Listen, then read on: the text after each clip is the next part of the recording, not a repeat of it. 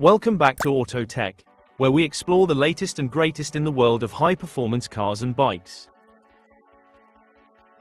2026 Toyota CHR Plus first look. Is this the affordable EV America needs? The CHR Plus also represents Toyota's much-needed second shot at a modern EV.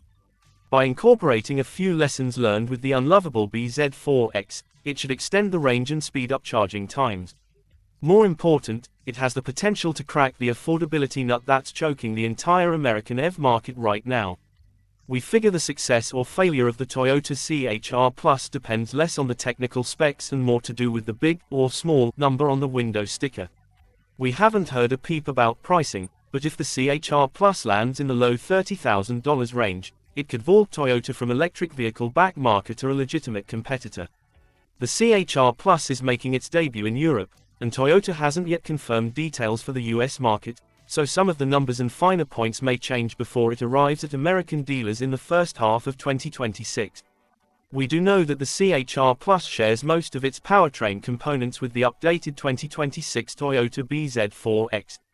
In Europe, Toyota will offer two batteries with 57.7 or 77.0 kWh gross capacity. Front-wheel drive models make 165 horsepower when paired with the small battery or 221 horsepower in combination with the larger pack. The hot ticket, of course, is the two-motor, all-wheel drive version, which Toyota claims will be good for 338 horsepower and a 0 to 60 time of less than 5.2 seconds. That model will be offered exclusively with the big battery. Toyota's not talking about range beyond saying the electric CHR it will do up to 600 km on the European WLTP cycle.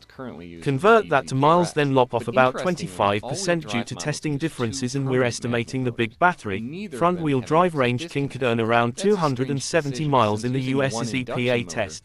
We're told new motors are more efficient than what's currently used in the BZ4X, but interestingly all-wheel drive models use two permanent magnet motors and neither one has an axle disconnect. That strange decision suggests Toyota is still learning the basics of EV Design 101. Using one induction motor or an axle disconnect would boost efficiency and range, especially during long-distance highway drives. DC fast charging peaks at 150 kilowatts, which is the bare minimum for an EV to be competitive today. The good news is that Toyota has finally implemented a battery preconditioning algorithm, which should shorten charging times, particularly in cold weather.